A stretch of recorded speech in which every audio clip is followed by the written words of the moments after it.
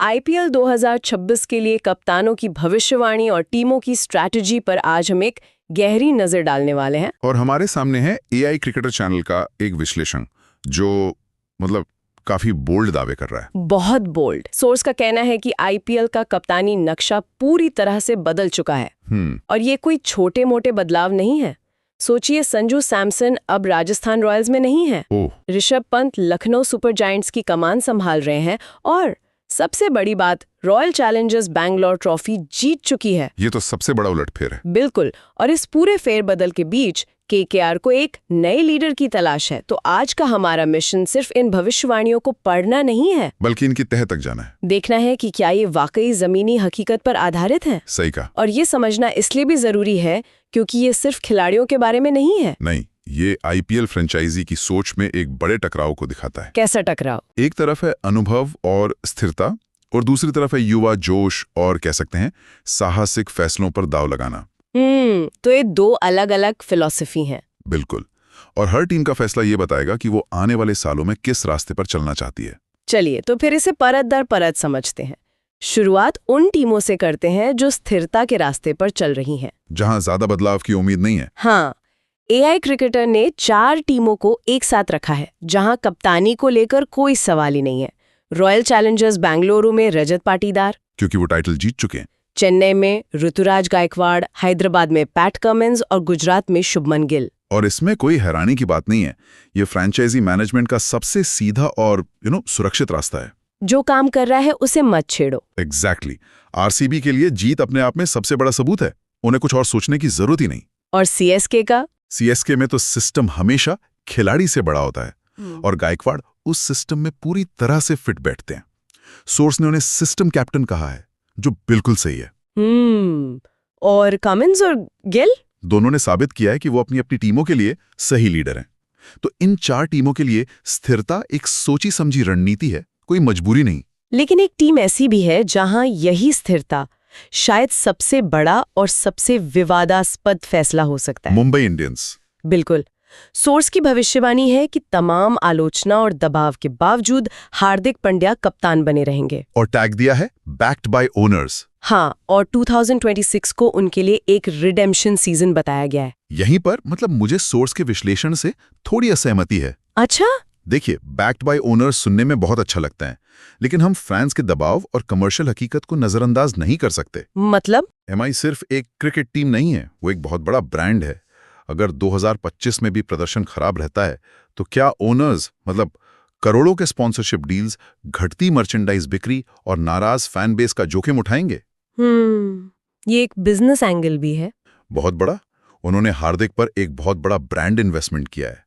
उन्हें इतनी जल्दी फेल मान लेना सिर्फ क्रिकेट का नहीं बल्कि एक बहुत बड़ा बिजनेस लॉस होगा। तो आप कह रहे हैं कि ये सिर्फ भरोसे की बात नहीं है, ये एक बहुत बड़ी बिजनेस मजबूरी भी हो सकती है। तो सवाल यह है कि क्या ये भरोसा है या फिर वो एक ऐसे कोने में फंस गए हैं जहां से पीछे हटना और भी महंगा पड़ेगा। वाह, ये एक बहुत दिलचस्प एंगल है। मतलब एमआई मैनेजमेंट का ये फैसला उतना सीधा नहीं है जितना सोर्स बता रहा है। बिल्कुल नहीं।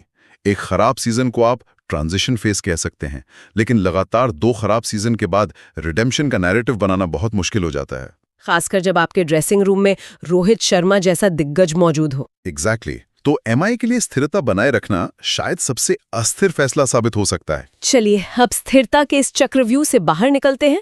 अब बात करते हैं उन टीमों की जहां सोर्स के अनुसार बड़े बदलाव की आंधी आने वाली है। यहीं पर असली ड्रामा है। हाँ, और शुरुआत करते हैं राजस्थान रॉयल्स से।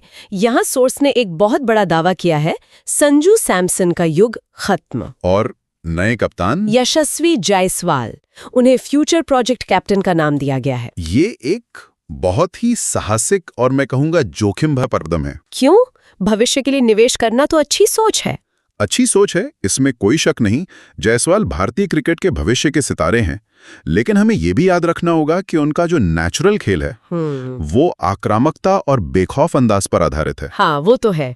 तो क्या कप्तानी की अतिरिक्त जिम्मेदारी, टीम मीटिंग्स का बोझ, मीडिया को संभालने का दबाव उनकी उस नेचुरल आक्रामकता को कम कर देगा? ये एक वैलिड पॉइंट है। हमने पहले भी देखा ऐसा होते हुए। बिल्कुल।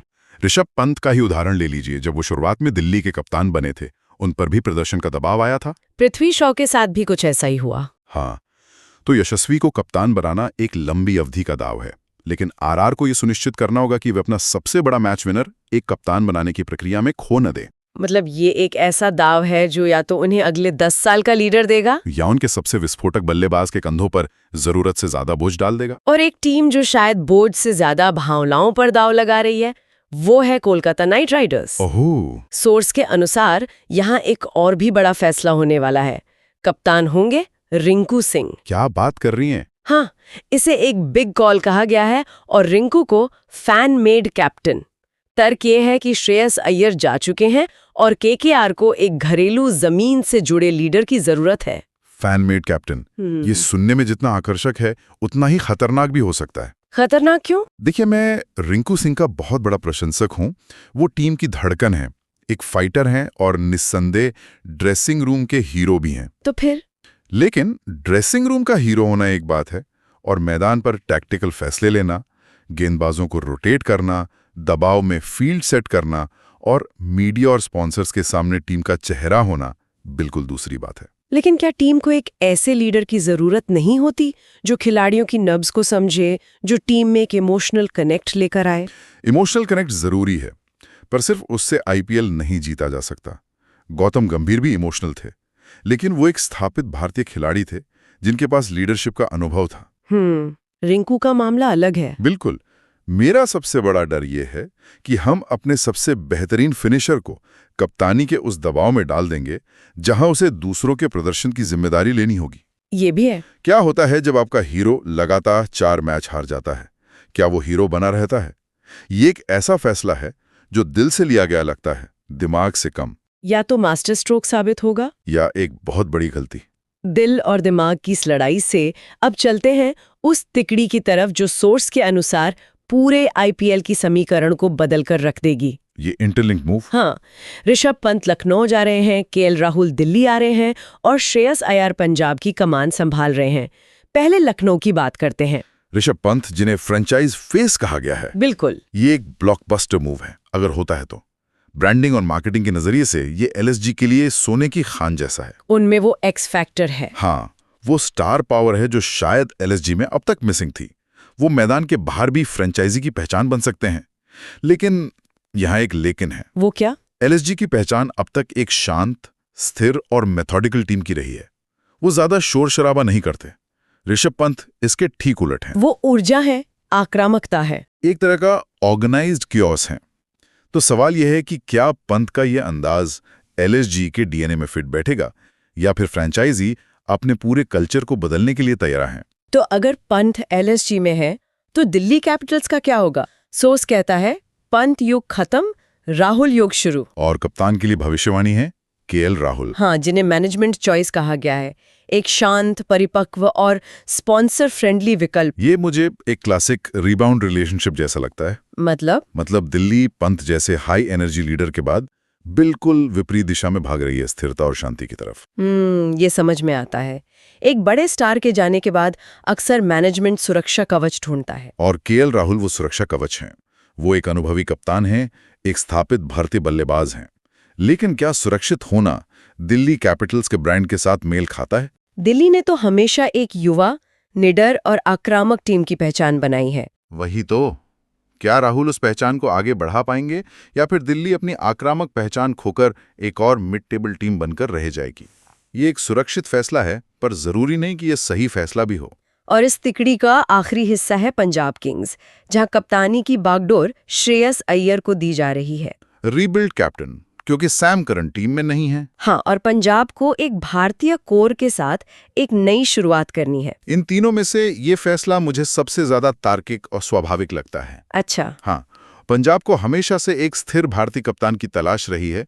अय्यर के पास दिल्ली और केकेआर की कप्तानी का अनुभव है। वो मिडिल ऑर्डर को संभाल सकते हैं। वो पंजाब के लिए बिल्कुल सही फिट लगते हैं। लेकिन यहाँ भी कोई चुनौती होगी। चुनौती है उनकी खुद की फॉर्म और फिटनेस। और पंजाब किंग्स का माहौल वैसे भी बहुत हाई प्रेशर वाला होता है। तो अय्यर को न सिर्फ टीम बनानी होगी, बल्कि ये भी साबित करना होगा कि वो खुद लंबे समय तक टीम के लीडर बने रहने के लायक हैं। तो कुल मिलाकर एआई क्रिकेटर की भविष्यवाणी के अनुसार 2026 का आईपीएल दो खेमों में बटा हुआ नजर आता है। बिल्कुल। एक तरफ हैं आरसीबी, सीएसके, एसआरएच और जीटी जैसी टीमें जो स्थिरता और आजमाए हुए फॉर्मूले पर भरोसा कर रही हैं, और दूसरी तरफ है आरआर, केकेआर, एलएसजी जैसी टीमें जो बड़े, साहसिक और शायद जोखिम भरे दांव लगाने को तैयार हैं। और अगर हम इसे बड़ी तस्वीर में देखें तो ये सिर्फ खिलाड़ियों का फेरबदल नहीं है। नहीं, ये फ्रेंचाइजी क्रिकेट की सोच में एक विकास को दिखाता है।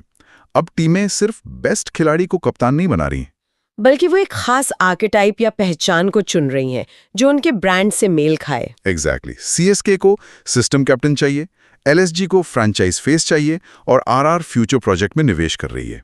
और दिल्ली एक सेफ मैनेजमेंट चॉइस की तलाश में है। सही कहा। कप्तानी अब सिर्फ मैदान पर नहीं बल्कि बोर्डरूम और मार्केटिंग मीटिंग्स में भी तय हो रही हैं। बिल्कुल। और इसी के साथ हम आज की इस गहरी पड़ताल को समाप्त करते हैं। लेकिन एक विचार सोचने के लिए छोड़ जाते हैं। बताइए। हमने केकेआर और रिंकू सिंह की बात की, जिन्हें सोर्स ने ड्रेसिंग रूम का हीरो और फैन मेड कैप्टन कहा। मान लीजिए ये भविष्यवाणी सच हो जाती है, लेकिन जब मैदान के बाहर की उम्मीदों का और नतीजों का दबाव उस हीरो पर पड़ता है, तो क्या कप्तानी का बोझ उस खिलाड़ी की उस असल पहचान को ही बदल देता है जिसने उसे लीडर बनाया था? मतलब क्या वो फाइटर, वो फिनिशर जो बिना किसी बोझ के खेलता था, हाँ, क्या वो वही रह पाता है? या फिर हीरो का टैग एक ऐसे बोझ में बदल जाता है जो उसे एक आम कप्तान बनाकर रख देता?